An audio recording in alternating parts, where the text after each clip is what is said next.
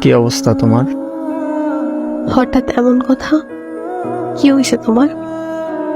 আরে তেমন কিছু না, বাসা দিয়ে নাকি ছেলে দেখছে। হুম, তো কি হয়েছে? ছেলের নাকি সরকারি চাকরি আছে। থাকতে পারে, জানি না। ও আচ্ছা, তুমি এত কিছু কিভাবে জানলে? তোমার কাজিন বলছে। ও আচ্ছা, এইসব খবর ও ভালো রাখে। তোমার পরিবার তো মনে হয় রাজি।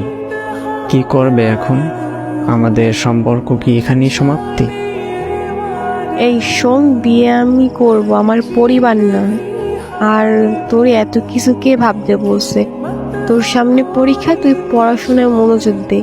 আমি তোর ছিলাম, তোর আছি, তোরই থাকবো। তুই পরীক্ষাটা দে আগে, তারপর হাত ধরে নতুন জীবন শুরু করব। সত্যি তো? হ্যাঁ সত্যি।